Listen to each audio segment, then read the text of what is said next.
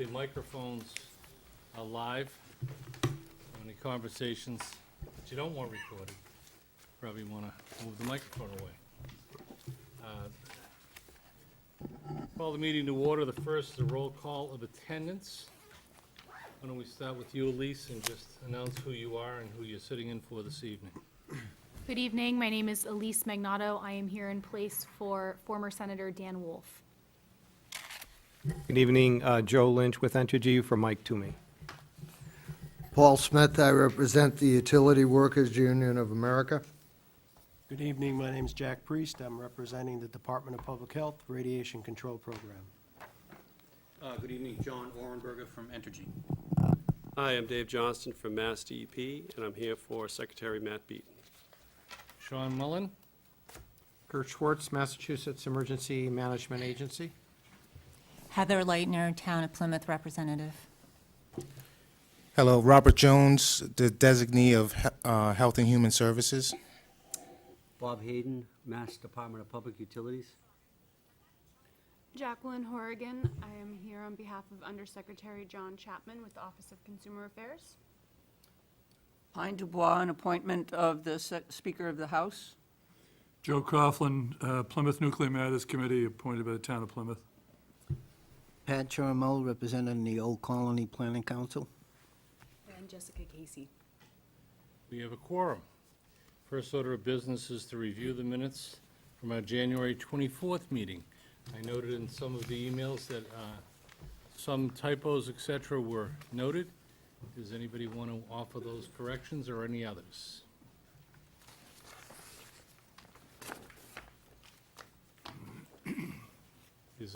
If we make the corrections that have been noted in the emails, will that be sufficient? Hearing that, anybody have a motion to approve the minutes as amended? Paul, second? Second. All in favor? Aye. Any opposed? Motion passes. A couple of administrative matters, and I hope it won't take that long, the 20 minutes that's allocated, because gosh knows we want to hear from Joe. And, first is, I hope that all of you, perhaps with the exception, received the draft format and outlines that I had prepared for our discussion. Anyone not receive those? Not yet. Anyone not receive them? Did everybody get them? I have them here somewhere so you can look at it. I'd like to just take a few minutes, and if anybody wants to see any of these attachments, they're over on the table while the supply lasts, because the supply would have been better, except my printer ran out of toner. But let me give you a copy now. Want to just go through one at a time as we discuss and work our way towards preparation of our first report. I wanted to start laying in a framework that we could all look at for the moment, and most importantly, lay in a stylistic and a methodology to accomplish this without the type of administrative support that we all wish we had. So the first is the cover. Please feel free to either comment now or in writing. The second is what the proposed table of contents might have looked like. And again, if you printed it, great. If you didn't, you have it. It's very clean, professional, and it lends itself to a uniform method of putting the document together. And then the final example I gave you via email was the layout for each of the working groups by subject matter topics. So today, what we added in addition to that, did I just take your sample? Is the sample of what one of them might look like. And for the purposes of a discussion briefly tonight, what I wanted to give you was some ideas on what my recommendations and suggestions would be about how we approach this as a group of volunteers rather than staff trying to get this done. First is that each one of the working groups and the full panel, I think, will benefit from having a standardized, uniform structure for preparing the document. And obviously for that, what I'm talking about are things like, if you look at the agenda or you look at the individual piece, each section for the committee or the panel as a whole and for each of the working groups, first to provide a scope. What were we doing? What were we looking at? For the full panel, of course, there'll be acknowledgements and all of the other normal things that you'd see about the folks who have helped us, like Alan and folks from EEA and the folks who've helped with the website, and all of that will be there. But if that occurs in any of the working groups, I think you may want to mention that as well. What I've given you is a sample scope for the first paragraph, and to try to make it in declaratory sentences, factual-based, in a report format, not long novels. This is what happened, this is what we learned, this is what we looked at. So the idea is that the style of the writing, although it'll be subject to our final approval anyway, this one came, I think, from paraphrasing Joe Coughlin. I think it did, Joe. Does it look like yours? And then a sample of the activities. So first we say, what's the scope of what we're working on? Then we say, here's what we've done, the activities. Then the findings. These are also from initial minutes that I've seen of some of the groups. And also, some of them will look familiar to people like Joe and Jack and others that have read them. So a summary of the findings.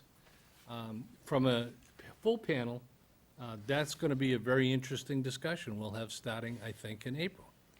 But what's not going to be that difficult to accomplish is the sample of the activities. I've been keeping sort of good track of that. It's really straightforward. Here are the things that the full panel has done, and a listing of those things we've accomplished. The sample of the findings will come from each of the working groups and then from the full panel as we roll those up. Then finally, the recommendations. And those, I think, will be a point of great discussion, and I would also suggest that it'll probably start to occur in the second half of our meeting in April, after we get through some of the more mundane. So with that, are there any comments on the suggested approach that I'm recommending we take as a full panel? Sean, could you send the members some firm deadlines that you'd like to get this information, at least Yeah. kind of coordinate it so we don't come into this unprepared and winging it? What I've been trying to do so far, Jack, is to carefully read the minutes as they've been provided by the working groups and by our own full panel, and to tie it to that. But if the group thinks it would be helpful if I gave you a little, I actually put together a little Microsoft work plan for myself. So milestone reminder for us. Would that be helpful to I everybody? think milestones would definitely help. Yep. Consider it done. Good suggestion. I'll do it. Sean, Yes, sure. the two groups that I'm on, we've developed a somewhat of a mission statement for each one of those Perfect, groups. yeah. And I didn't see it in there. Is there a place that we could maybe park that mission statement? I would suggest under the scope, Okay, that would just be my take on it, that what we want to define is, what's the scope of the inquiry? okay. What's the mission of that working group? So I think, again, to keep it consistent for Yeah. writing purposes, But as far as a mission statement, get it in the scope. yeah, Scope section that of would the be my document. suggestion. Any thoughts on that? I think that's a good idea. I think we could share our drafts because there are different skill sets around the room. Yeah. And we could try to get those to look alike from subcommittee to subcommittee. Yep. And to a certain degree, we talked earlier about the rolling up of this into an editing process. Very difficult to have 21 people write something. Done it a few times, and it doesn't always come out sensible. What's easier is to sort of funnel it into the first part, have that sort of single editorial piece, and then funnel it back out for individual changes. We'll use Word, so I assume everybody's pretty much got access to Word at times, so that those changes can be turned on and we can see what everybody's thinking. Okay. Any other thoughts? I would suggest from a style point of view, that as you're writing both the minutes and as you're writing any of these individual pieces, to really think of it in very clear, short sentences, not long-winded because that'll make for a much easier, more easily understood and readable report at the end. Okay? All right. So we'll do the milestones. I'll get that out next week. Any other suggestions about how we're approaching this? Hearing none, then that is all I have for the administrative stuff relating to this. On to next month's meeting. As you all know, next month's meeting will take place at the Tilden Arts Center down at Cape Cod Community College. It's a beautiful facility. We're very fortunate that they've allowed us to use it. All of the invitations to state and federal elected officials have gone out. Next weekend, all the invitations to the local elected officials will go out to attend. I hope by sometime about in the middle of the month, well before we put out the next agenda, to have a very detailed list of who's confirmed and the amount of time. I would ask, as we talked about at the last meeting, that if any of the officials that you may know personally, to encourage them to attend, to make sure that I haven't followed up somehow and not sent them the invitation, although I've heard something back from most of them. So I'd suggest that. And if there's anything in particular that my fellow members here would like to see on the agenda, beyond listening to them, I would love to hear it. And if, it occurs to you over the next couple of weeks. Kurt and I have been trying to get these things in about 2 or 3 weeks in advance, so there's plenty of public notice for it. And it must be working, because I saw or was told today that there was a little story in the local paper about this meeting and the next one, and I certainly didn't talk to anybody, so apparently it's working somewhere. Any other? Yes.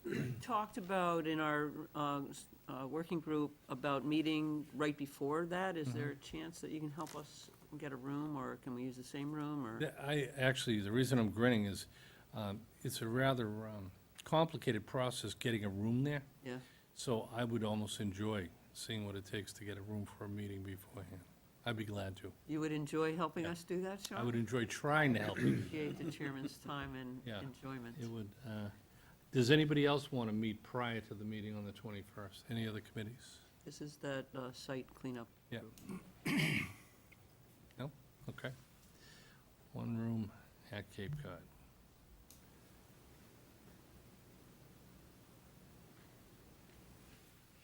All right. That is all I had for administrative matters for leading today. Anybody have any other comments? Yes, Joe? Question, the material that's on the website is good. However, I don't see anything on there for resource documents, research documents. We've talked about a lot of different documents, certainly NRC documents, slideshows that we've gotten here, even presentations that have been slideshows in some of the work groups that we may have. I think if that site could be modified, we've talked about it before, so that we can start a process, however you want to do it, to send documents either to the co-chairs or however you want to do it, because there's a lot of documents, and even a couple of new ones that I may bring up later, that I think would be very helpful, not only to the panel members, if they want to peruse them, but also the general public who's not, those who aren't familiar with and haven't been working on this stuff for 20 years, but who may be new to it. A lot of these documents, I think, are quite helpful. Tedious to go through, but nonetheless helpful if they want to do it. So let's talk a moment about the website. There's been a somewhat of a challenge. So we stood up a website, months ago, and then no sooner did we stand up the website than the state decided to change vendors throughout its entire website and build a whole new website. Many people in state government, outside of state government, have different opinions as to whether the new state website is an improvement over the last one or not, but nonetheless, it is what it is. So when we built the first website, we included in it a page for resources with just that idea. We can do that easily. What we have to do is just have a process. Any materials electronic materials, presentations that have been shared at full panel meetings, you will find that after the meetings, I have those added to the entry for the meeting. So if you go to the meeting of November 15, if there was a presentation, it gets linked there, as do the minutes for that meeting once they're approved. Resources that are tied to working group meetings, I can do the same way, but we can also just create a resources page. And all I need is an electronic file and a 1 or 2 line description of the resource, and we can easily add resources to the website. Easily done. Now those are resources that are coming to us by the members. I think one of the things we have to be very careful of is that there are a lot of people that are very interested and concerned about this. And I think when we, and I don't remember the exact meeting, it might have been September, when we first talked about the framework for the working groups, we also talked about one of the working groups was the administrative side, sort of act as a clearinghouse for this information, whether it had broad base or not.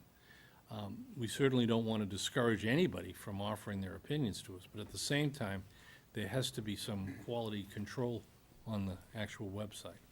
So I think any thoughts you might have on that, I'd like to revisit the working group with that and try to figure out how do we funnel that in. So at least there's a review beforehand that this has value, and bring it to the full panel. Because we hear a lot of great stuff, but you gotta really talk it through first before you just wanna put people's opinions out on the website. Maybe what might be helpful is if, for those of us who have documents like that, not that they're mine, but I have a partial list that I've already created. And some are NRC documents, some are presentations, some are things from Vermont Yankee, that are public documents, so forth. And what I'd be glad to do is to put that list together, put together a little 1 or 2 sentence explanation of them with the link, and so forth, and send it to you, see what you think. Yeah, I mean, I think that's a great idea, Joe, and let me just use one specific example that I thought will generate a little conversation. Mary Lampert, as always, thank you, put together an interesting list of what she felt was all the legislation that was pending. That's legislation. Now, that might be very helpful for the public in general to know what's there. None of us have had the time to compile what Mary did. I think that's the kind of thing we want to look at and say, well, wait a minute, this has really broad-based. It's not a pro or against, or it really is just factual. That kind of thing, I think, is what we want to review, because people should know what. I agree, and Kurt's request and comment, I think, is right on the money, that it's got to be organized. So whether there winds up being, sections for the NRC, sections for legislation, whatever, it pans out into the end, it'll make it easier for those who want to access that part of the site than to go to that portion they're interested in and then just see all the documents interested in. And if we've got hypertext links and so forth, click on them, and then they're at their leisure to go through them. They may be intimidating because many of them are governmental documents, and they're not written for the something you'd want to sit down and relax reading. they're a cure for insomnia, a lot of them.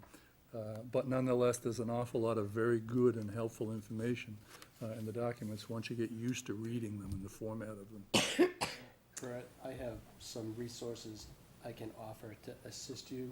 I think what we're looking for, paraphrasing, is to put an index with a description and a hyperlink of that document, and then we can bin them into some of the different areas. My webpage for the Department of Public Health already does some of that information for the radiation control program, so I can offer you some help and resources as those come in. What I suggest is when somebody forwards to one of the committee members something that they think that should be posted, what we could do is put it on a list, send it out to the members. You could put that as a new business short agenda item. Does anybody object to having this added to the index? Yeah. So think about that and. Let's think about that, Yeah, just, Yeah, I don't know if just you, I create don't a know if you lot want of to, work. Might be- Yeah, Right. I think we should talk through that process, but it does remind me, the whole discussion of recommendations that are ultimately going to be driven from our findings, which are ultimately driven by our activities, which are ultimately decided by and defined by our scope.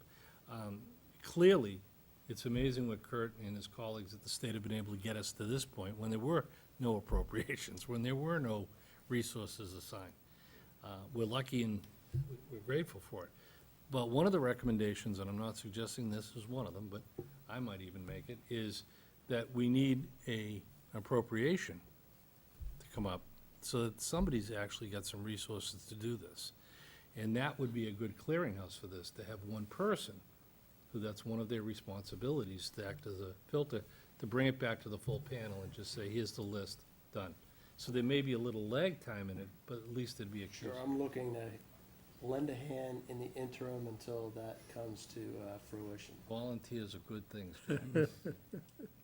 Yes, Point of information. I have the greatest respect for our co-chairs, of course, and I, subject myself to their judgment. But anything that would go on the website would then, to the public, would seem to be endorsed by the committee, and is, some of the material, I'm sure, will be controversial. There'll be two sides to most aspects of it. I'd really say, Paul, that, let's take an NRC document. There's It is, no- it is what it is. I agree. If you're taking a document that's coming out of Jack's operation, radiology, it is what the state says it is. All right? What we've got to be careful of is putting raw opinion, other people's opinions, including our own, I mean, this, out there as though it were endorsed by the panel. It's got to be a resource, not a portal. Okay. And you'll be that filter to I would argue assure- that we should be that. Oh, I would argue everybody. There's a reason we have this diversity of the panel. We have experts, and we have folks that aren't quite so expert, so. Maybe as time goes on, I mean, that's a good point, Paul. Certainly, the official government documents are official government documents, period. If there are other documents that it appears like might be helpful for background information, and the panel decides it wants to, or the chairs decide they think it would be good to put it on the site, then depending upon the source of those documents, there should probably be a disclaimer. That clearly spells, these are not the opinions of the panel, they are simply resource, background information, and other views may be forthcoming, or there may be other views that haven't surfaced yet, or something, Yeah. some kind of a disclaimer, but I think it's a good point. Why don't I try to get us out of the weeds here and move along? Yeah. I'll draft something up. If people want to send me some information that they've collected, that they would propose, I'll put together an index. I'll distribute it, and we can say, yeah, we like to do that, or not, that's not what we want. I think that's a great I'll take idea. edits. For the April meeting. All right, got it. Stay on the agenda, any other administrative topics? Just to close the loop on that one. Materials that are used in the, if you have documents that your working groups are using, just send those to me. So, if there are NRC or other documents that, you're sitting around looking at in a working group and as part of, just send those to me. That's apart from creating sort of a reference, a general reference library. That's a whole different issue that we'd be a little slower at. So I think there's sort of, just like I said here, if somebody, we have a presentation here, we ought to be posting that as part of the minutes. So if your working groups are using documents and you're referring to them, just send them to me. I think what Jack is, the harder thing is just, are we really creating a reference library and what is going in there and why? And so that we just gotta be careful, so. It may take a month or two for this to shake out and Yep. settle down. Just like- be a living, it's Yeah. just gonna be a living index. Resource. Material comes in, well, I just want to take one moment. Alan, are you having some electricity difficulties? Do we need to help you? Yeah, just looking for a wall light. Why don't we take a moment? Since Alan's actually paying attention to what we're saying, so that'll be a good idea. Well, Joe, it's time.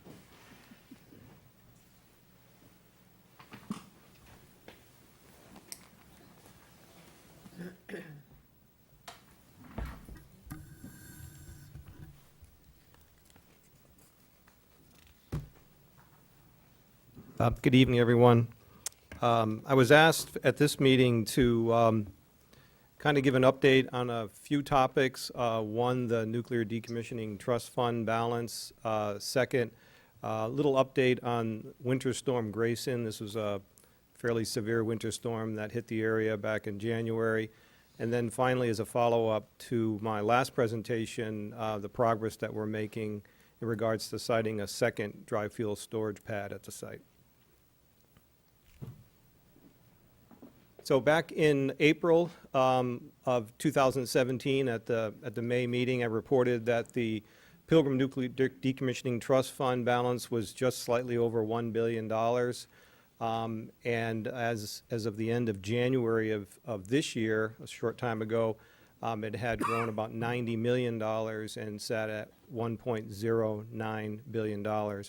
I will have another update at the end of February. We get updates from the trustee monthly. So we'll see what effect we've had from kind of a volatile month of stock market and things like that. But the trust fund is managed by a trustee. It is invested very conservatively. It certainly will be impacted by changes in the market, but not as substantial as you might think. So hopefully the next time that we give an update, we'll be able to show that, the impact wasn't that significant. But currently, the most recent information is $1.09 billion. So very healthy nuclear decommissioning trust fund. Hey, Joe, just for clarification on that, 1.009 billion, 1,090,000,000, right? So that would be, oh, never mind, we got it, sorry. And No, one we other, got it right here. one other clarification. Really appreciate the balance. Have there been any expenditures from that trust fund? No, absolutely not.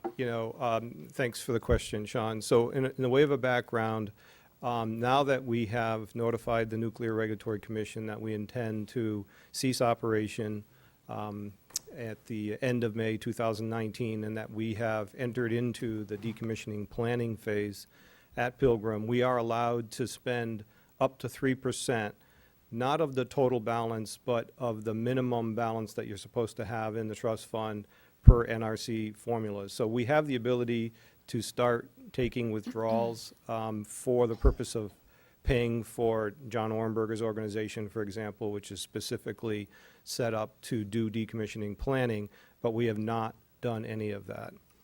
Then there'll be additional opportunities in the future to release additional funds tied to the submittal of the PSDAR and other things. But at this point, we have not taken any withdrawals from the Nuclear Let me ask Decommissioning you Trust one Fund. other question, Joe. The last figure that was determined by the NRC to be the minimum balances that were allowable. Was that on the extension of the license? Is that when that figure was determined? When was that figure last arrived at by the NRC? I would have to verify this, but I believe it was just before, just as we got to the end of our 40-year life and just before we went into our 20-year extension. And do you remember what the figure was at that time? I don't, but I can get that very easily, and I can send that to you for the benefit of the entire panel. Thank you. Any other questions before he goes on to the storm? Is there any, I just would want to, is there anything in the trustees' monthly report that as a member of the panel as well as, it's like the Hair Club for Man thing, do you think that there'd be anything in the trustees' monthly report that would be of interest to the panel? Or is it really just like getting your stock statement? At this point, it's only the overall balance and any expenses that the trust incurred. So as we earn money, there are expenses. In fact, there are taxes that we have to pay on the gains. So that's all I see is kind of an overall change, and then what might have been taken out, you know, for expenses. I think they're paid approximately quarterly.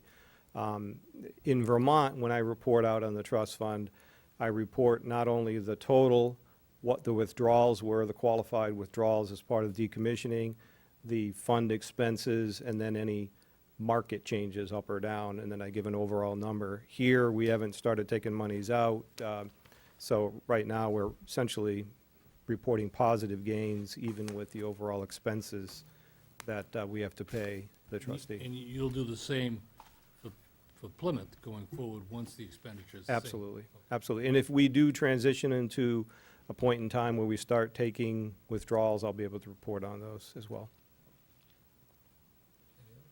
Anything else? Thanks, Joe. Sure. Okay, so transitioning to January 4th winter storm, which was named Winter Storm Grayson. I just wanted to provide a little background. I did cover a little of this at the last meeting when I spoke about the information leading up to our efforts to site the second ISFA pad, but I thought it was important that we talk about some of these terms because they're going to be used just to give you this update. So one important definition is mean sea level, the average level of the ocean surface, calculated on all stages of the tide, and that's how we use as our reference elevation for a lot of measurements at the site. So I reported the last time that the general site elevation, the paved surface, if you will, across the site is generally about 23 feet above mean sea level. The lowest level is actually a surface as we get close to the ocean's edge on the easternmost part of the property. It's behind a couple of large storage tanks that we store our fire water. That's slightly lower. The grade heads down towards the ocean at that point. That's 21.5 feet above mean sea level. The breakwater, and I'll show you a figure in a minute, the breakwater, which is a very prominent structure that essentially forms the intake structure where we take our water into the plant. The top of the breakwater is at 11.2 feet above mean sea level. The existing dry fuel storage or independent spent fuel storage installation pad is at elevation 25 feet above mean sea level. And the last one I added, which was the distance from the pad to the shoreline. At the last meeting, I was asked a question what the distance was. We actually went out and measured it, and it's approximately 200 feet from the shoreline. So I wanted to have that as a form of background as we talk a little bit about the storm. I'm sorry to interrupt, but that's at the mean shoreline, not the high tide shoreline or the low tide? Is it at the mean? The actual 200 feet, you take the tape measure out and run it. Did you run it at low tide? Did you run it at high tide? Did you run it at mean tide? This went to, I'm not sure what time of day it was, but we ran it to what we would consider to be the water line, if you will, that day. So I think it would vary, very small amount. It was all where the rock structure, it goes down pretty steeply at that point, so going out of, whether, if the tide was high or low, it would still be approximately 200 feet at that point because of the way the structure is right there. It's not It's not a long their water goes slope or up, anything like their that. water goes up Yeah. and down, Yeah. not in or out. Yeah, right Right. at that point, yes. We've got to find you a chair, Mr. Selectman. So I'm going to jump ahead to this slide. Can I ask something? Yeah. You- So, Joe, sea level, the average elevation of sea level has changed since Pilgrim opened 40 years ago or so by more than 6 inches. So which mean sea level are you using? Are you using the 2018 mean sea level, or are you using the mean sea level from 1970? I know that we have instrumentation at the plant that is set up to mean sea level, so I would assume it's the current mean sea level. We're constantly updating the data, based on NOAA information, that type of thing, so. But here's the problem. So if you're telling us that the pad, for instance, is 25 feet above mean sea level, is that what you said? Correct. And mean sea level is rising, how is it always going to be 25? Well, I guess there probably are variations, but There's a I, lot of variations, and the work that we did here calls into question some of what you're saying. And this is something that I would like to see on the website, for example, that maybe everybody doesn't agree with, but it's a point of reference that was done by a map maker that has been hired by a number of states and used to work for NOAA and NASA and USGS. So it's not my drawing. So I just want to register my concern about the mean sea level as the point of reference. Thank you.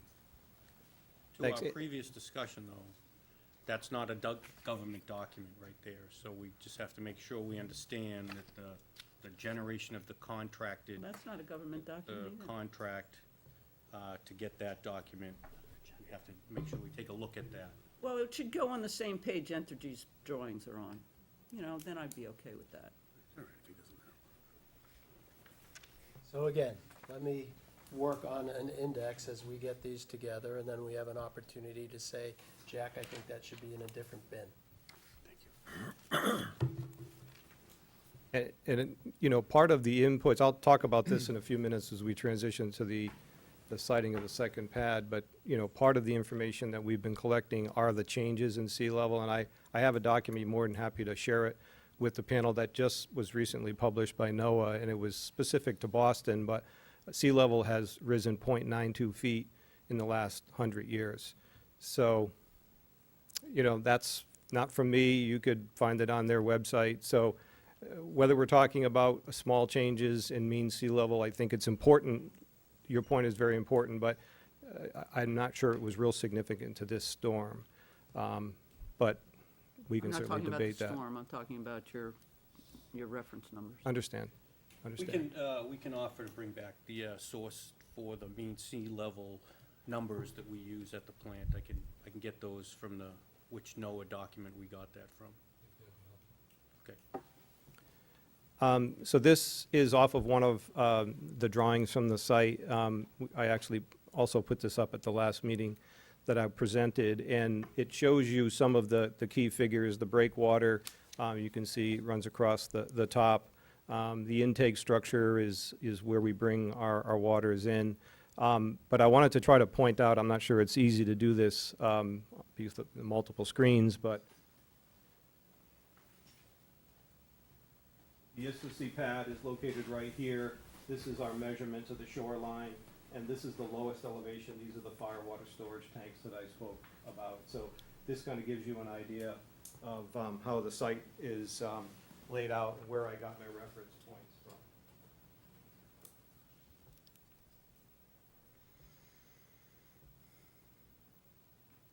So the impact of that winter storm at the site, as you know, based on a lot of the coverage from local news and stories in the paper, there was significant flooding from Boston all the way down to the Cape, including downtown Plymouth was underwater at various parts of Water Street. So certainly significant flooding in the area with historic high tides and moon conditions. We observe absolutely no flooding at the site. Part of our procedures during any winter storm is we go into both a preparatory phase where we will make sure there's no items out at the site that should be kind of, you know, battened down and tied off and things like that. And then during the storm, we were out there doing observations. So we saw absolutely no flooding on the site.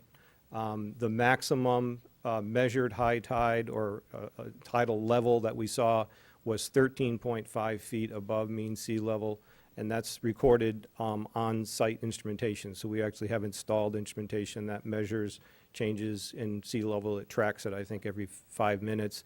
And we have the ability to kind of zoom in and get down to a more even refined frequency, but 5 minutes generally is where the data is taken.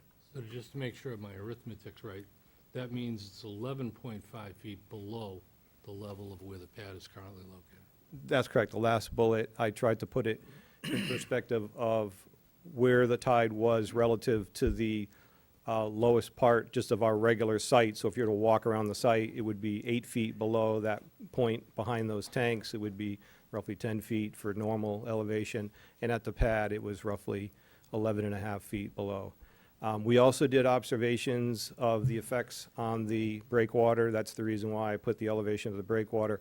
And it was described to me that there was splashover, meaning the tides and the waves certainly went over the breakwater, but the breakwater was not underwater during that period of time.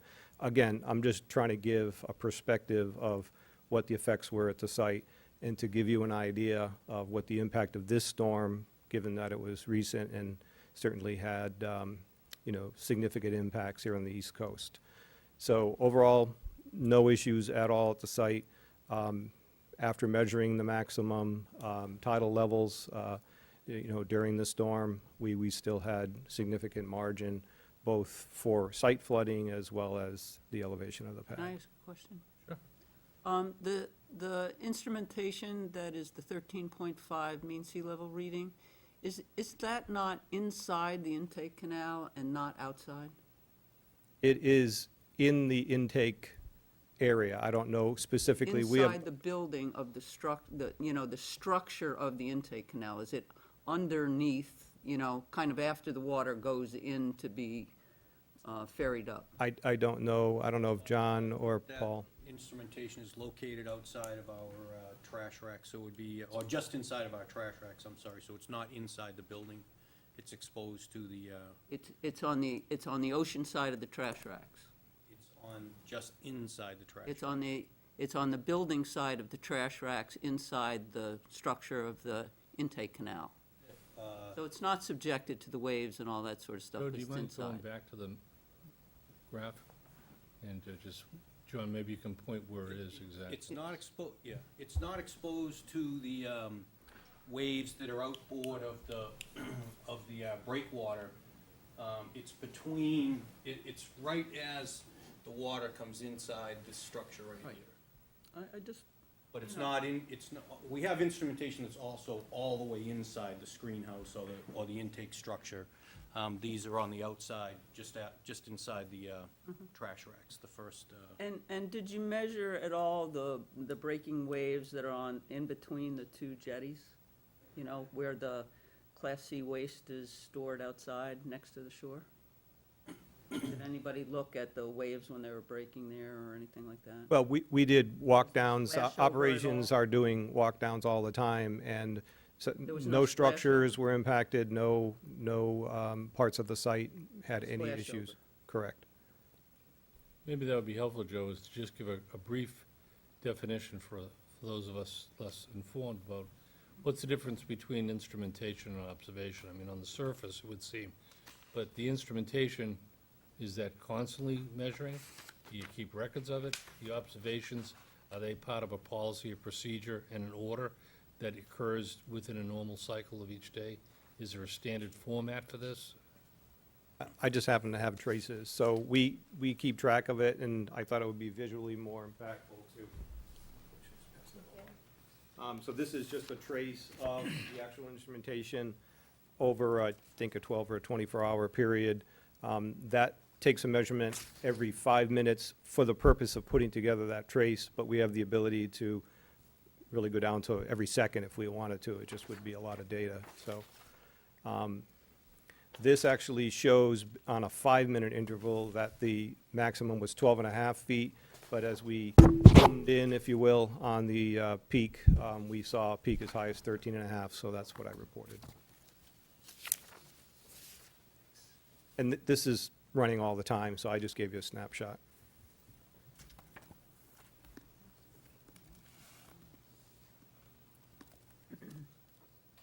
Is the predicted high coming from National Weather Service? Is that where I'm sorry? predicted high? Is that coming from the National Weather Service? Or what is it? NOAA? Comes from NOAA? Yeah, I don't know. I'd have to go back and look at the source Curious. document for the predicted high. Okay.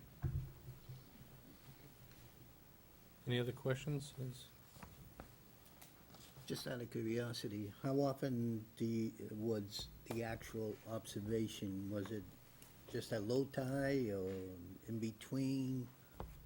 Our operators are doing tours all the time, so I think it's throughout a 12-hour shift. I don't know, John, if you recall, when you're in the storm procedure, how often they're out there doing I'd have to look at tours? I'd have to look at the source procedure on that, but it's at least hourly. It's probably less than that, but I can look at the source document on the, when we go into our storm procedures. Is that done, John, by video, or is it actual walking outside into the storm? Depending on the severity of the storm and what we, have a tolerance for safety. Yeah. It may be from inside, looking out the windows. Most of the time, it's outside, though. And do you keep copies of those videos? We don't necessarily take videos, but it'll be report backs from the operators.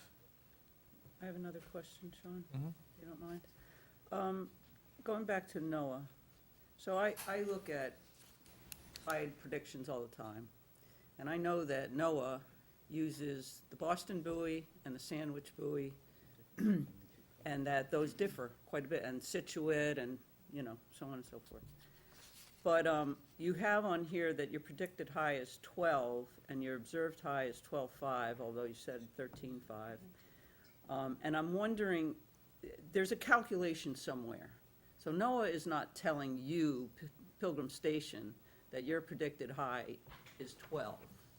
You're calculating that somehow between Boston and Sandwich and the wind. So I think that's what we need to know, is how you're doing it. Because we should have a buoy out in Cape Cod Bay. I'd love that, and then you could just use that one. But we don't. So, what is it? And I know there was one at one time in Plymouth Harbor, but it was, discontinued. They took it away. So they might use that stream of data that they collected from that short period of time to measure it against the Boston buoy. But all of that requires different calculations to rectify the fact that everybody's using different standards, not your mean sea level. So it's more complicated, it's more difficult and more complicated, which is why all my questions. No, I perfectly understood, and, we use a lot of the information in advance of storms so that we can take certain actions. So we're looking at things in anticipation of wind direction, wind speed. As storms approach, we have to make decisions to take the station either to lower power levels, or in the event of certain precursor events, we have to take the site offline like we did back in January because of the storm, so. Mr. Mullen, just a point of information, though. For the people who do work there, as Mr. Orenberger said, once an hour, they're outside touring during foul weather on purpose. But for the entire period of time that you're undergoing a storm, that screen house with the onrushing seas, with the raging waves, as you say, out beyond, that's manned with people, with operators there, and they've been there for 42 years for every storm. What screen Yeah. house are you talking about? I'm The sorry. intake structure. It's called the intake structure or Yeah. a screen house. It They could has just- rotating Yeah, but the screens. more the storm, the more weeds and crap gets stuck Well, on the screens and impact to the levels inside. That's the only thing I'm Yeah. trying to get to. And that's a good point, but we are So you have to not, blow we are it out all not the concerned with time. the operations of the plant. That's not what we're about. What we are concerned about, and it's been very helpful, is to say, a second pad is gonna be located. We, I think, generally speaking, as a panel, although we've never taken a vote on this, are interested in hearing where that'll go, so it's appropriate that it's the next topic. That's why this information is helpful for us to understand from a decommissioning point of view where it is, not what goes on an operational basis. I also say, though, out of fairness to Joe, as I understood the topic of this evening, right now, was to take a look at Grayson, its impacts, and this storm. There clearly needs to be a separate discussion about the future, the siting of the pad, and I'm afraid we're steering into a different discussion that should take place on a different day with probably different preparation and data. Be So- clear about the definitions we're using and all that sort of stuff. Right, no, Some I- of them don't make I- sense to me, so I have to ask. No, I got that, and I think that's fair, but I think we ought to, let's not get too far astray from understanding Grayson. Quick question. Any- Go ahead, Pat.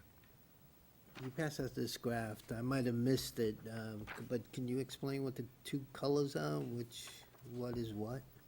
I don't know, do we have two separate instruments that? Two that channels. Oh, measure? it's We two don't, different instruments.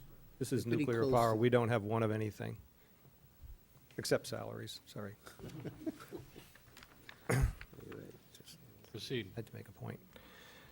So kind of a lead into the next discussion is, here's kind of a, for those of you who like 3 dimensions, picture of a site. Down in the center lower part is the location of the first of 2 pads, and then you can kind of see proximity to the intake embayment, as well as the as Cape Cod Bay, and then some of the other buildings at the site. So at the last meeting, I talked a lot about all of these requirements that we have to undergo before we can site the pad. And John's team has been working essentially full-time on the location of the second pad. And so I got an update from the team. They're doing a couple things right now. They are evaluating all various locations at the site. We have not arrived at the perfect location yet because so much goes into it. And we've also gone through the process of putting together a specification to get proposals from a number of engineering contractors who will be doing the detailed design. They will verify some of the assumptions that we have to put into where the best location is, and then they will be designing this second pad.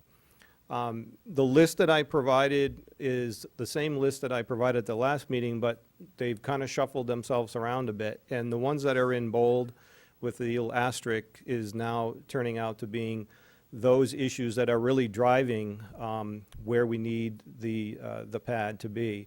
And not surprising, hopefully, is that security and the area to protect the pad is really paramount to where we site this. We need to make sure that when all the fuel is on one or the other pad, that it's properly secured, because it's presumably going to be there for a while. And we will be putting in a specific boundary around it. We call it the protected area. Right now, the protected area is very large. It includes the first pad, but we're going to need to shrink that down to just around the fuel at some point in the future. So it allows us to go forward with decommissioning. It also allows our security force to focus on what, at that point, will be the most important asset on the site, which is the spent nuclear fuel. The second one is the impact on decommissioning. We need to site this in a way that we can do all of the decommissioning safely, and more importantly, that the fuel is always going to be safe. So we don't want to be working close to buildings that are being knocked down and excavations that are going on and things like that. So that's taken a very significant focus by the team. Radiological considerations, and then finally, the next most important is really interferences, and then again, what's underground? What are the things that either have to be moved? Is the soil proper? All that kind of stuff. And then we have the other issues we talked about, geotechnical, all of our regulatory and permitting requirements, the capacity and layout, will kind of find its way. And then, engineers are smart people, they'll figure out how to engineer it once we tell them where to put it. And then these hazard considerations, impacts of fire, and you don't want them near things that could cause any damage or issues. So that's kind of what we've been doing over the last couple of months, is really honing down on the key issues. Please, question. Sure. Yeah, thank you. I was just wondering on the hazard, the last slide. On the hazard considerations, is sea level one of those? Storm, that sort of thing? I think certainly the impact of the environment is in there. I forget which one I kind of coupled it in. It might have been, it probably was under hazard considerations. I don't have that presentation with me. It was about 30 slides, and I kind of got into some of the details of the hazards. But it was everything from natural events like, winter storms, as well as we have, gas storage facilities on the site. We have the potential for a fire, just any sort of event that could drive a fire. You don't want that, obviously, near this if you can avoid it. So it was kind of a broad category that had all types of things, including the impact of the ocean and flooding and things like that. Great. I mean, I've seen some reputable sources on forecasts and sea level rise, and there's a pretty good range that is being looked at, so. Yep. Yeah, and that's certainly something we're looking into, as part of it. That sighting, the initial sighting study for the first pad certainly took into account, the impacts of flooding and those type of things when we did that several years ago when we built the first pad. Can you walk us through, Joe, what the anticipated timing is to reach a final decision? One of the key milestones, what things do you have to complete? I'll turn it over to, John's heading up that effort. I think we're not that far off. I don't know what you have for a target. I don't have a schedule that we've kind of published exactly, because we're taking whatever time it needs to get kind of through this. But it was not, if it was something that was very simple, we would probably have been there right now. But each time we look at a different, potential site, we have to kind of run it through all of these things and get involved, the security people. And so we've had multiple meetings and challenges and things like that. I don't know if John can pin down what our target is. I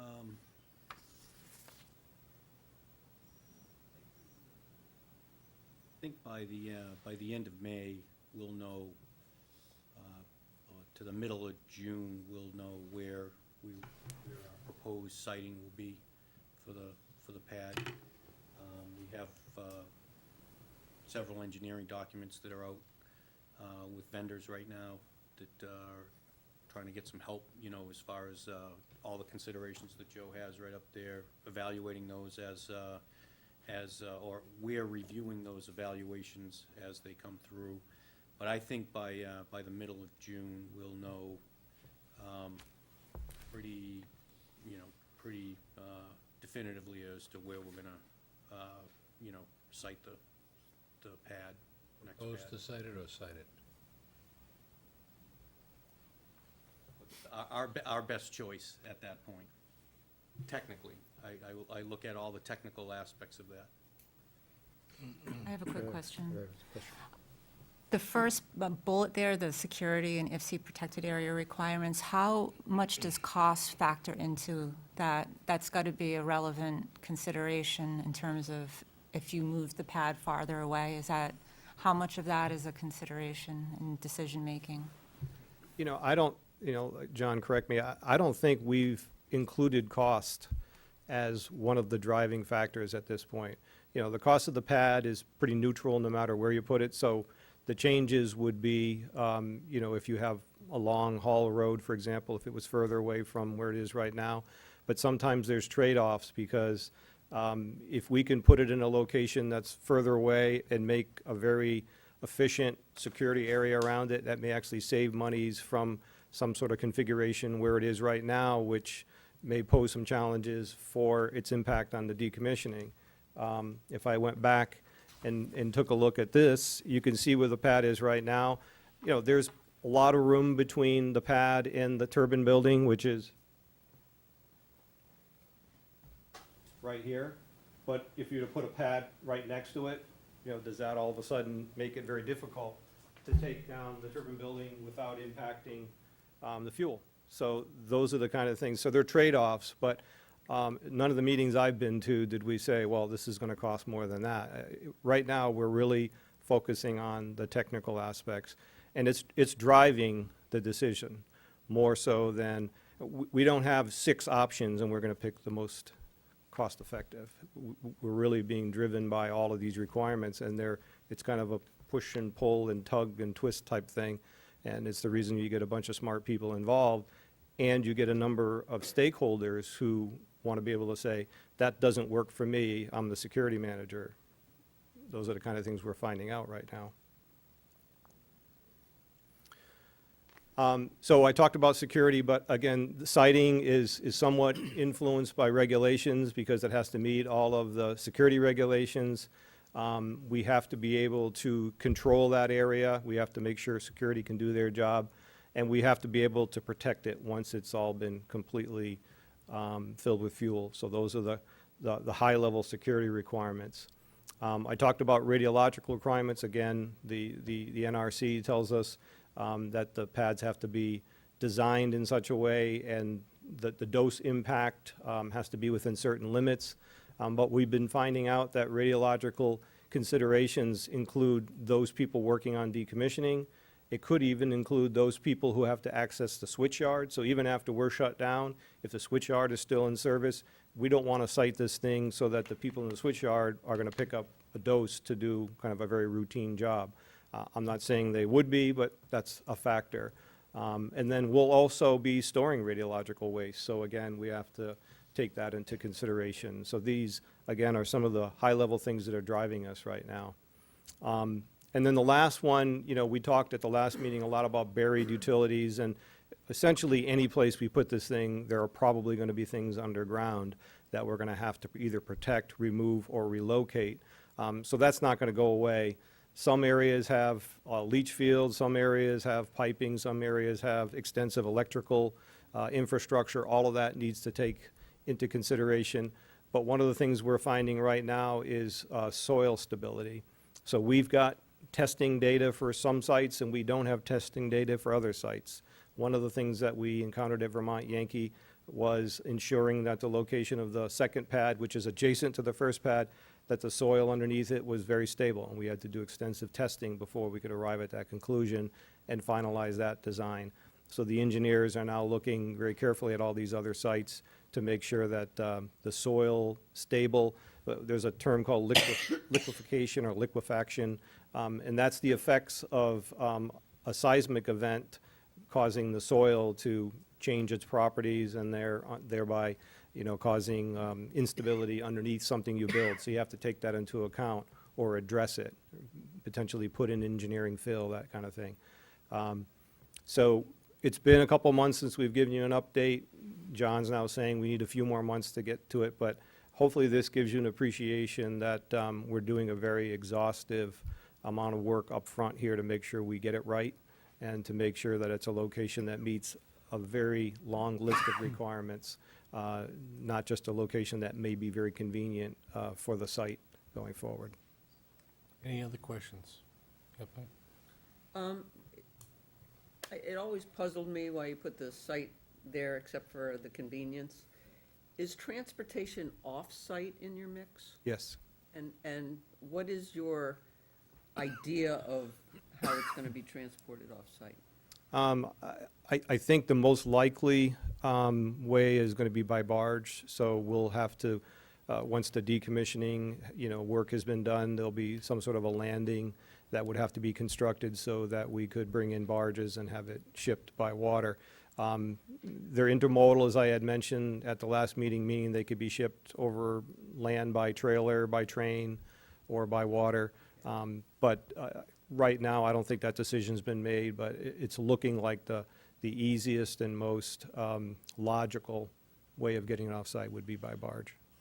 I won't disagree with you about that, but in which direction might the barge go? Do you know that? No, I don't think we've gotten to the point where we've decided where barge landings and things that would be. No, I meant in terms of the last plan I saw was 2000 and what should I say, 2 or something like that, where it was going to be barged into Boston. Oh, yeah, that actually is DOE, so DOE, once they get kind of notification that a site is either heading towards or has transitioned to decommissioning, comes on site and looks at your infrastructure and makes a decision.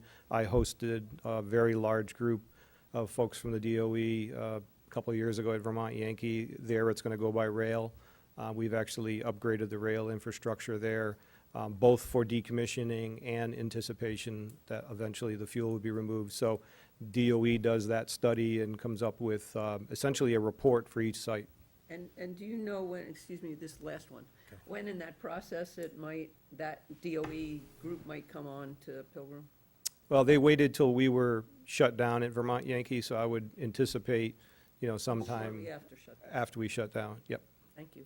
And, like any large agency, they also have funding and things like that, so I can't say that we know exactly, but we know the contacts. We stay in touch with them both on Vermont Yankee and our other sites.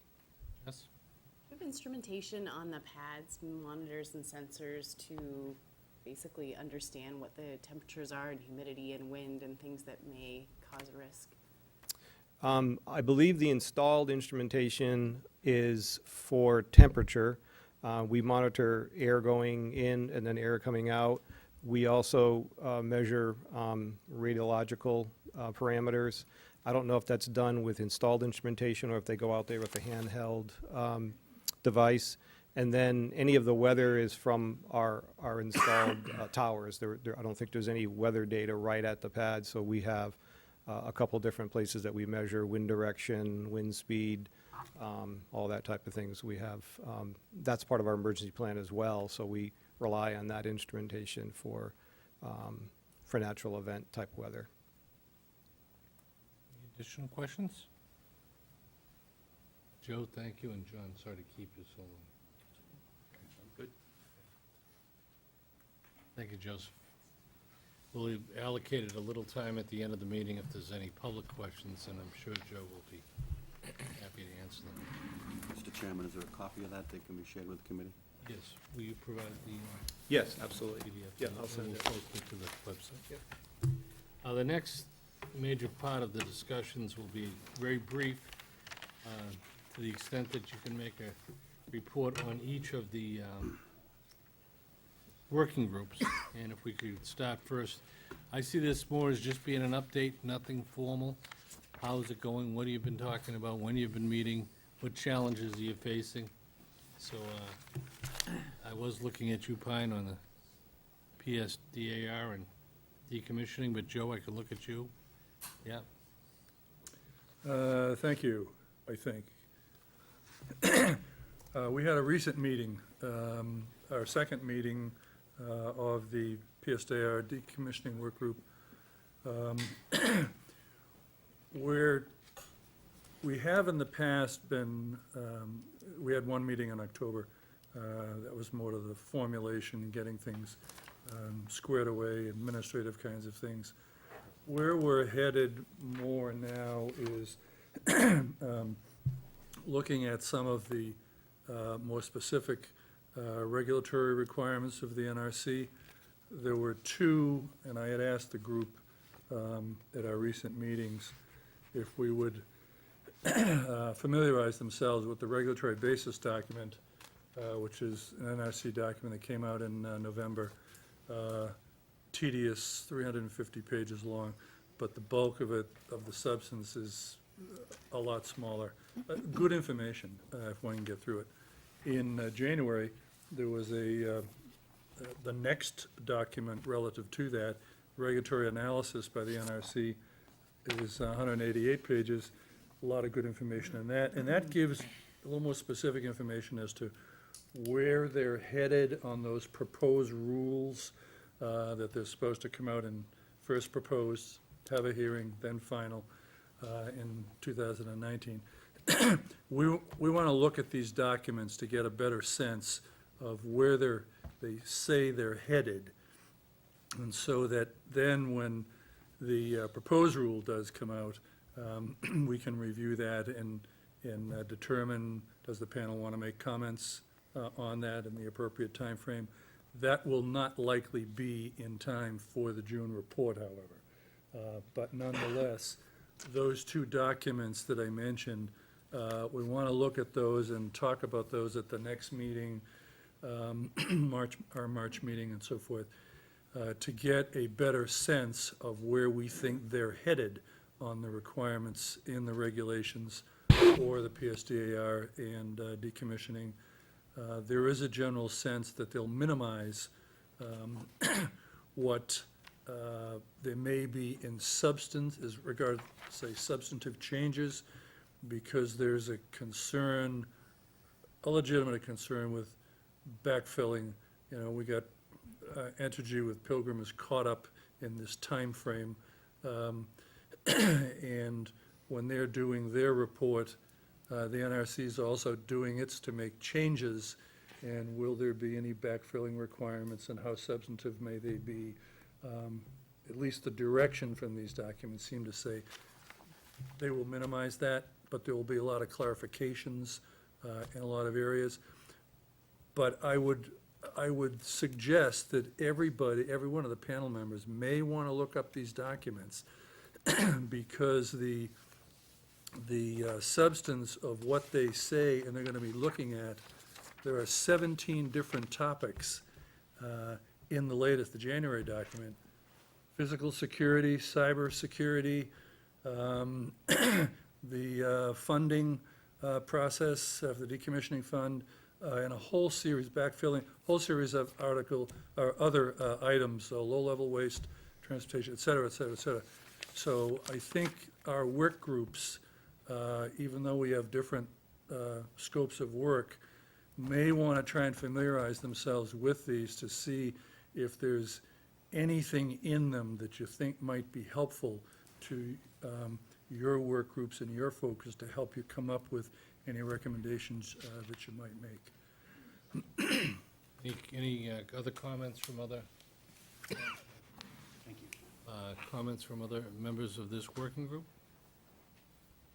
Any questions or comments from any members of the panel?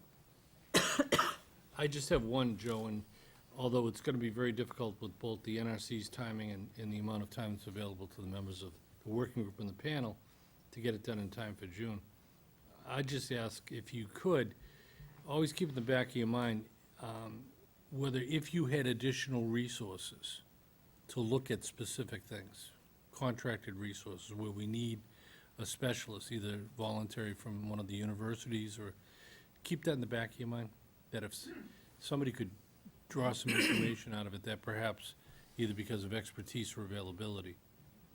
I think, and it's a good point, I think once these, particularly the proposed rule comes out, which will likely be after the June timeframe, if we have the resources available to us, that may be a good time to start seeing what kind of external expertise we may need to help us go through those proposed rules, because they typically will have a 60 to 90-day comment period.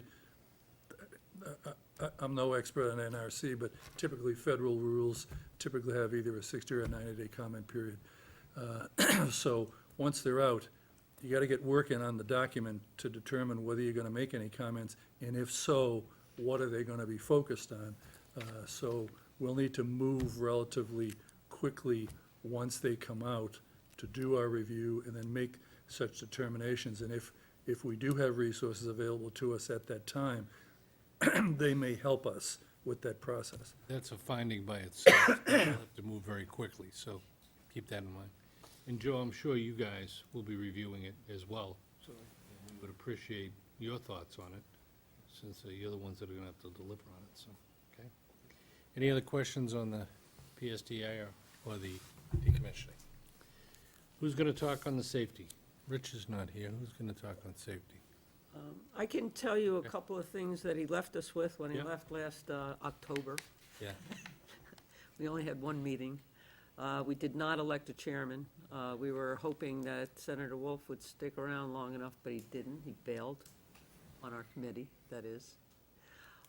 So we're sort of up in the air on that. But Rich's three aspects of safety summed up is, this is what we're looking at.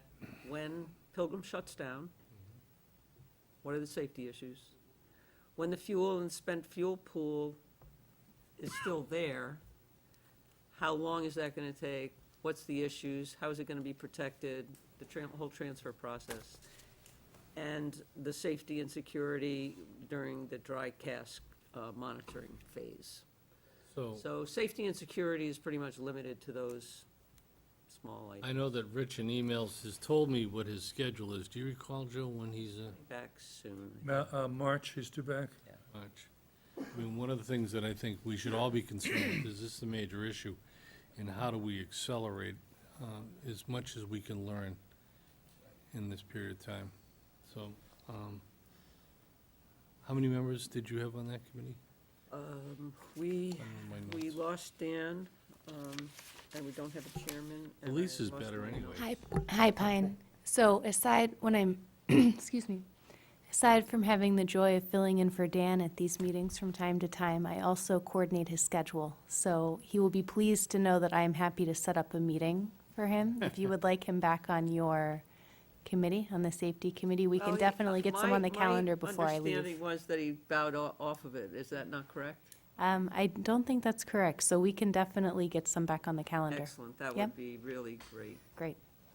I don't mind sending Rich an email just to confirm when he'd be next able to meet.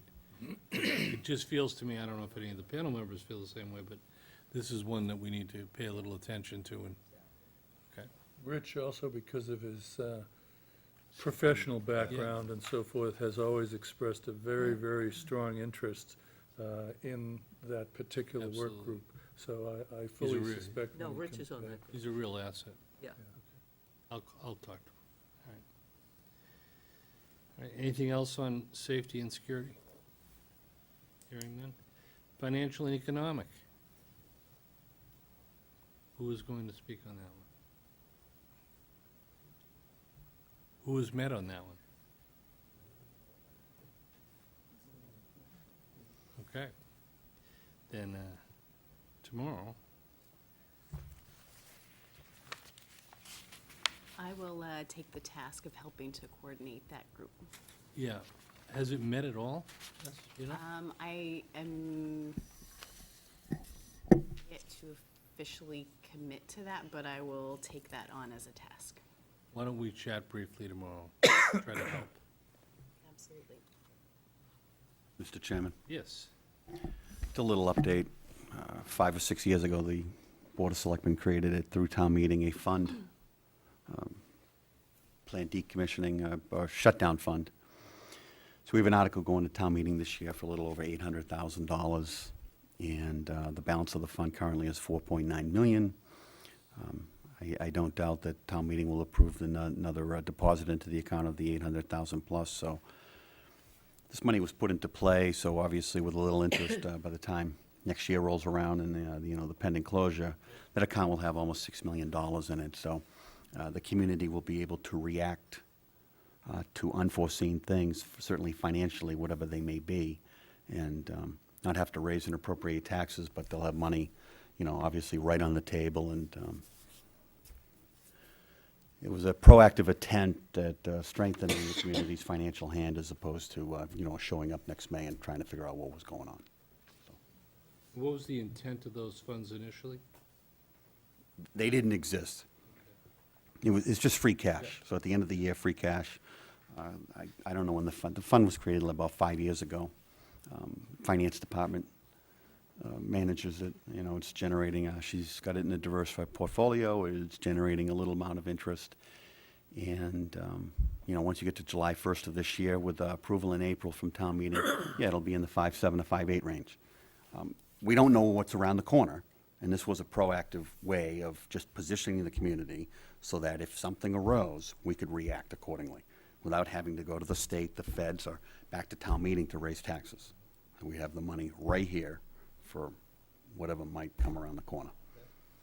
Very helpful. Any questions of the selectmen on that? Okay. Site cleanup. Site cleanup has met 3 times. I'm the current acting chair. We devised a mission statement tonight so that we wouldn't give you a sneak preview of what we're going to write in our report, or for your report. And the mission that we came up with today is, mission is to review the Pilgrim decommissioning plan, including potential future site use, recommend cleanup approaches and standards, recommend future climate change impact actions to monitor, and review submittals for site cleanup and provide these recommendations to the NCAP. In a facilitated nutshell.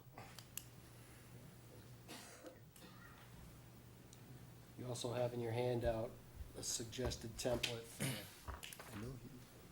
some recommendations to the panel.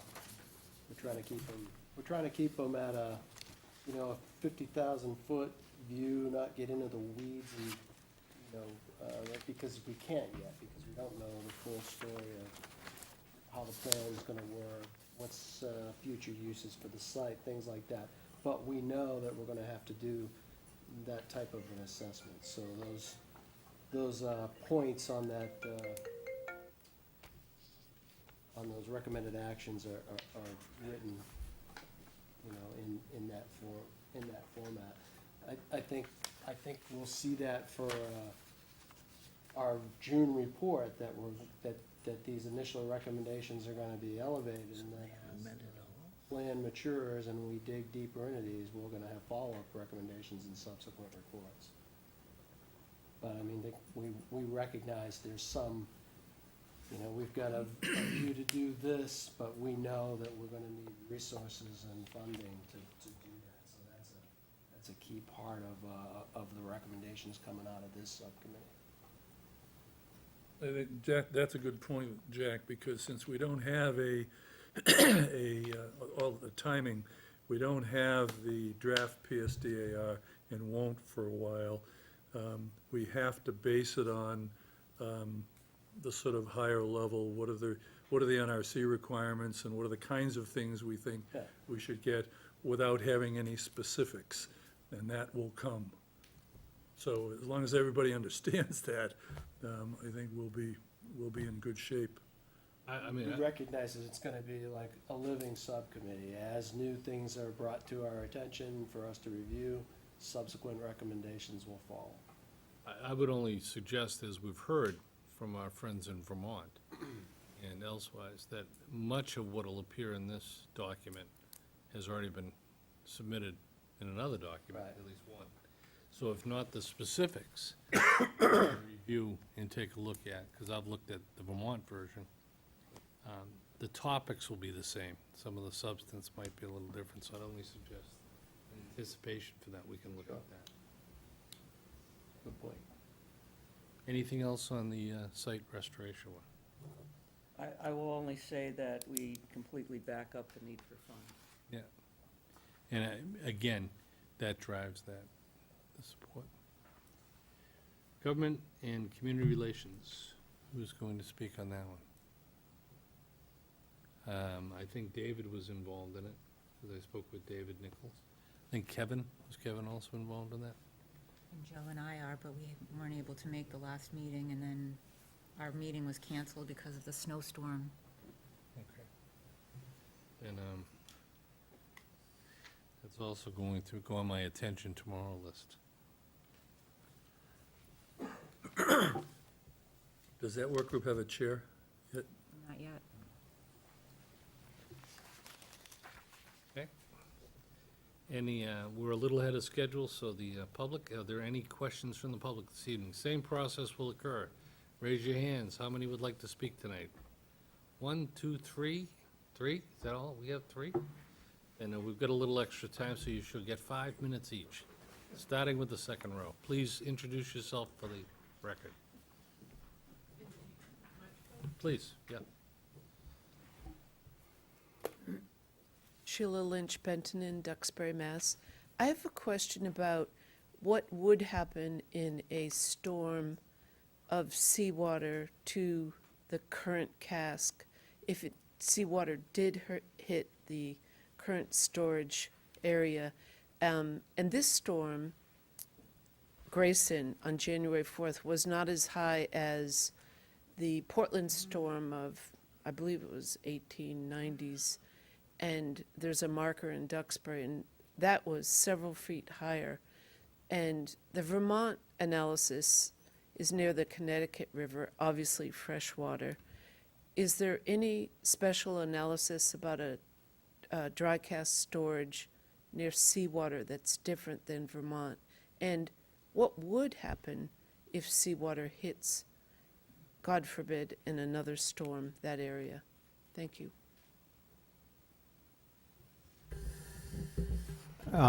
I would pose that somebody from Holtec, who's the designer of the cast, Dr. Chris Singh is the CEO of the company, made a presentation at the Vermont NDCAP several years ago and addressed the impact of flooding on the casts. And my recollection is that they can sustain being submerged for periods of time and still function properly, but I'd rather that come from Dr. Singh, and I'm certain he would be more than happy to come to this meeting and provide an overview of the cast design, how it's designed for natural events, things like that. So, And obviously, the difference between Connecticut River freshwater, Vermont Yankee flooding versus corrosive seawater in Plymouth. absolutely. I think those are all fair questions for him, and I'm sure it's things that he's postulated in his design. And also, what would a hurricane, which I believe the largest hurricane, the last one, 1955, what would the sea level rise projection be in a severe hurricane? And how would that affect the storage area? Yeah, again, I think he would be very well equipped to talk about natural events, including hurricanes, tornadoes, what we call missiles, things that become airborne in those type of events. All of that were likely addressed in the design of this cast system, so he'd be the right person to provide an overview on that. Thank you. Mary?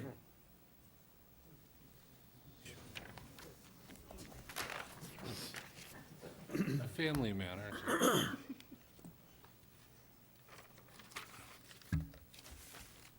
I had two quick questions, and I'm sorry that John has left, and maybe you're going to answer them. We talked about instrumentation for measuring mean sea level. Could you tell the panel what, if any, instrumentation there is that measures wave height?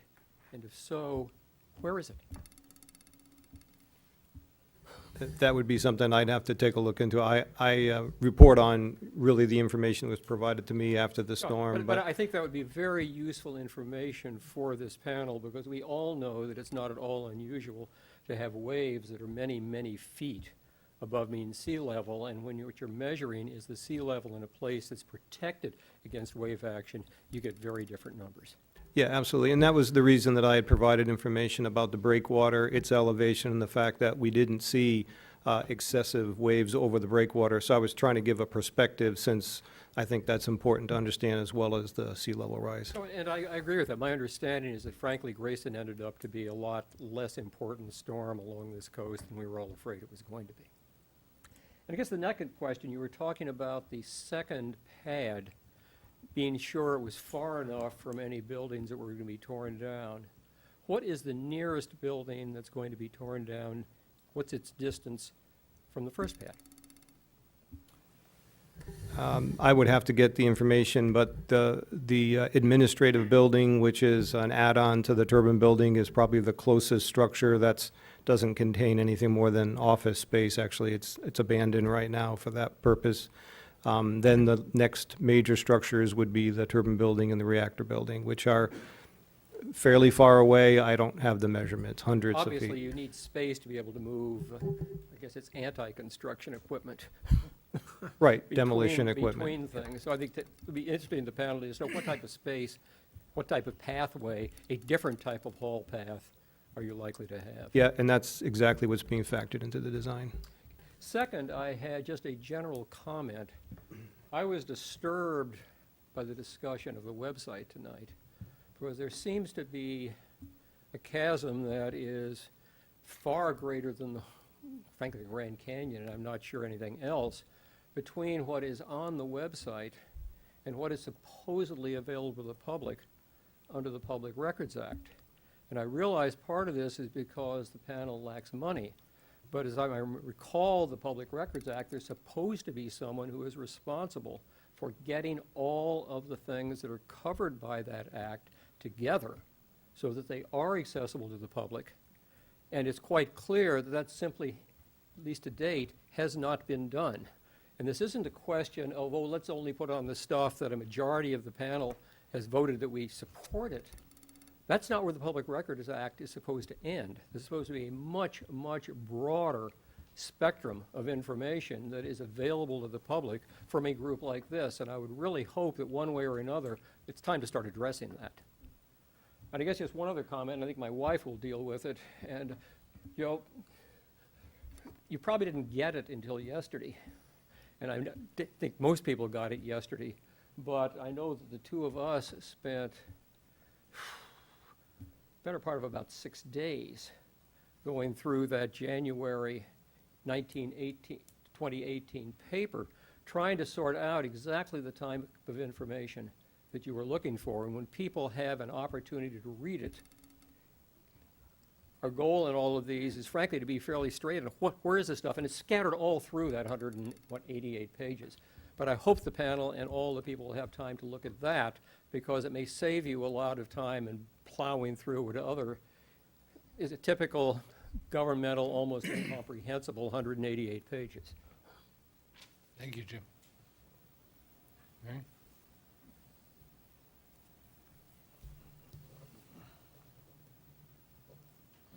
Mary Lampert, Duxbury, Mass. Yes, in talking about that document, we provided a 17-page analysis. Every sentence was referenced, number one, that indicated the assumptions. You always start with the assumptions of a document. What are the assumptions that are driving the recommendations? And what is the validity of those assumptions? And the important point is this is going into effect presumably spring, maybe late or early summer 2019. So there's not a lot of time. And if you realize, I'm sure that Kurt does, that the assumption that for boiling water reactors like Pilgrim, after 10 months of defueling, the assumption is that relax and be happy. There will not be a fire. The probability is very low. The consequences, if there were one, are minimal, and there would be time for mitigation, and there would be time for getting the people out of Dodge in a timely manner. That is the assumption of why they will come up with there will be no requirement for off-site emergency planning of any type. Now, assuming that's going to be the case, what is this committee going to recommend? Is there something legislatively? Have you talked with the AG on what the state could do? Same with security. Security, based on those assumptions, is going to be cut way back. Same with requirements for how sleepy the workers can be, how much booze they can have, etc. Because this, hey, relax, be happy, there's not going to be a problem. Of course, they don't analyze the impact, potential problem with the dry cask storage. And so, yes, I agree with you, Joe. You should get Dr. Singh up here and allow real questions from him. For example, he has stated out in California that if there's a crack, that really there's really not a lot you could do about it. Putting it in a pool, back in a pool, isn't a good idea. There'd be a high radiation field. What do we know about salt, as you mentioned, saltwater-induced stress corrosion? What do we know about what happens if there's a crack and fresh water that's not borated gets in? There was a suggestion there'd be an explosion. So there are things to be concerned about, and we cannot assume, as the document does, that it's all going to be moved off-site, in about 13 years after decommissioning. What is that based on? It's based on a DOE wishful statement that they would have interim storage by 2025 and a permanent site, I believe it was 2047. Caveat. But of course, this depends upon congressional action. We know Congress is a place of inaction, and not to mention the lawsuits, et cetera, that would go on. So what we have to plan on is long-term storage, and that's what this committee has to really focus on. Where's the money going to be to change the clothes of the casts when they start deteriorating? What about security? What about this? What about that? What about sea level rise?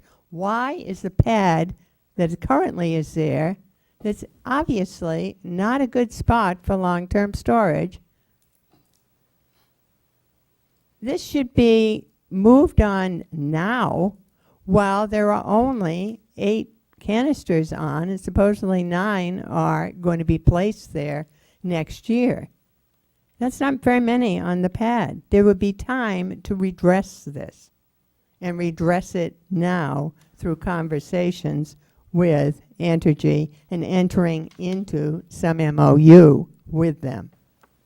And so anyway, I urge you to read the report that the two of us almost had a divorce over preparing. And the time to do it is now. And if you disagree, it's not a matter of, I don't care whether you agree, don't agree with anything we write, but if you feel that a reference provided is questionable, there can be, just let us know, and you'll get many more references. Because I think we're all on the same page on this issue and trying to do the best for public health, safety, protecting the environment, and ultimately our pocketbooks. Thank you very much. Thank you very much. More people would like to speak now? Well, see, we have a problem, but go ahead. 5 minutes each. Yep. Hi, Janet Azarovitz from Falmouth. Last meeting of NCAP was, I think, a really exciting one. I think it energized and made a lot of you realize how important the job is that is ahead of you.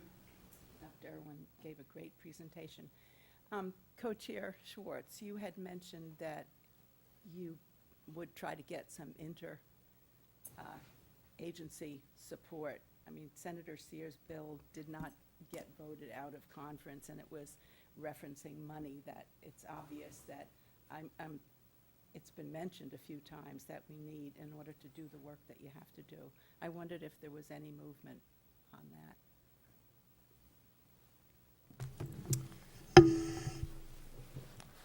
Yes, but unfortunately, I am not in a position to speak about the movement in this setting. I made a pledge. I have followed up on that, but I can't say more in this setting yet. Okay, nothing more positive. I'm unfortunately just not in a position to be able to speak more about. Maybe I can help. Maybe I can help my colleague here. Conversations and a great deal of interest in both the executive and the legislative branch of government are going on. There is a great deal of interest. The focus is getting on it. Folks in Boston, in the legislature and in the administration, are very, very sensitive to it. They're very interested and they understand the time is of the essence. So, hopefully, after the March meeting, we will hear some of these elected officials firsthand. Everybody will have a much better sense of what they're thinking. But Kurt has certainly followed up as he was promised to do. Anybody else? Yes, Richard.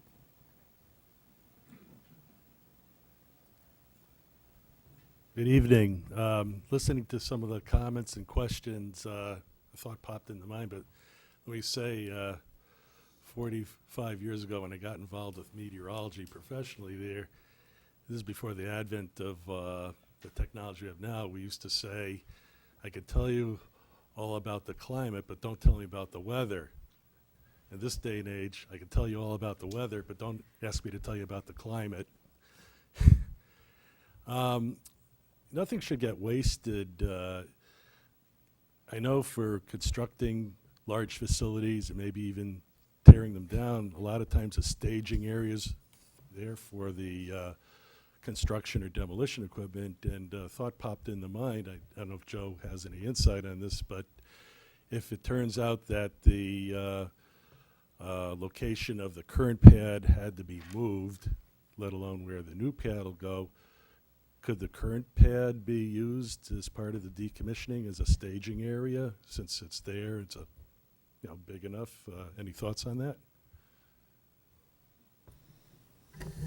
Thanks, Rich. I would imagine, if there was some effort to relocate the pad from where it is right now, all of the real estate would be used efficiently during decommissioning, but the pad ultimately would have to be decommissioned itself as well. So it is now part of the site. It's part of the operation of the plant.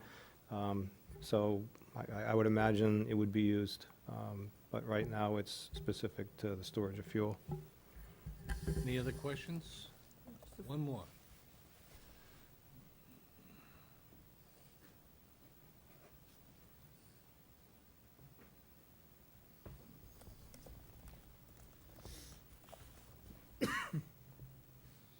Henrietta Cosentino, Plymouth.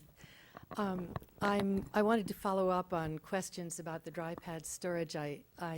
First of all, a clarification.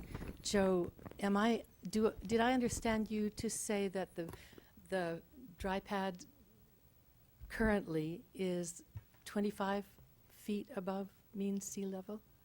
Is that what you said? That's correct. The surface elevation The is surface 25 feet above mean sea level, as it currently is constructed. 25? 25. 25, and that's the base of the dry pad? That's the surface that the canisters are stored on. So the pad is elevated to 25 feet above mean sea level, and the canisters are on top of that. Okay. And what is the height of the dry pads, of the dry casks? I believe they're 18 feet tall.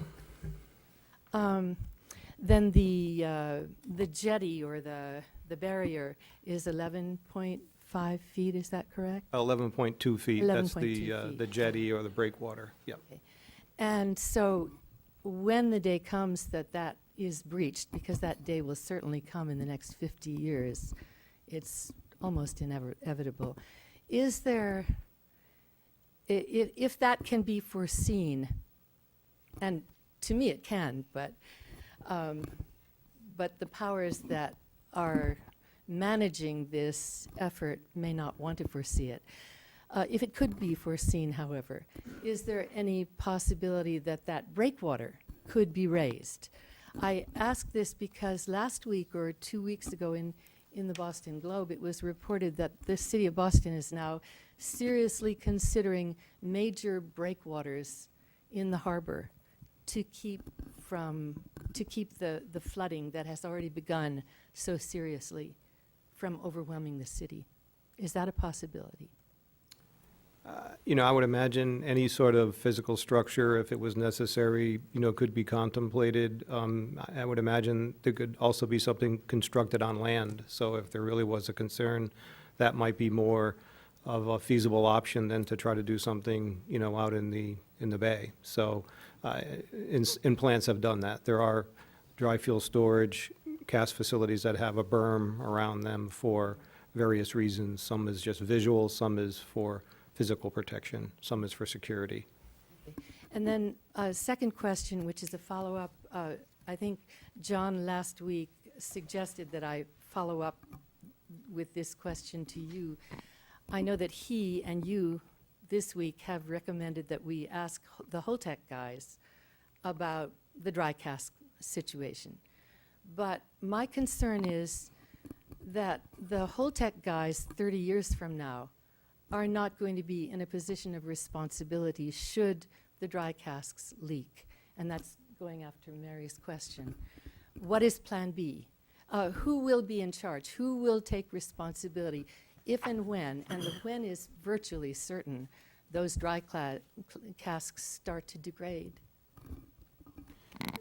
Well, I guess the easy answer is that the cask will be owned by the licensee until the DOE comes and takes the fuel, as they have a contractual obligation to do so, which is the reason why we're building dry casks right now, is they've failed to meet that requirement.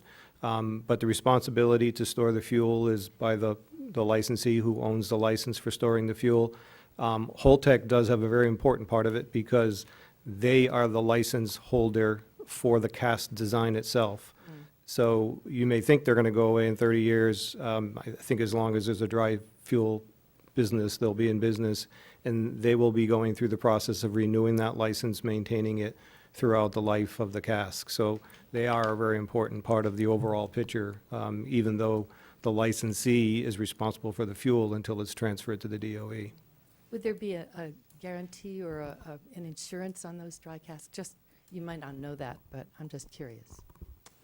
I don't know if there's any sort of guarantees. They're licensed for a period of time, and then if appropriate, they're relicensed for an extended period of time. And again, I think you'll get very, very good information and insights and questions answered from the designer, and I think that's probably something that this panel should entertain in the future. Has he been scheduled?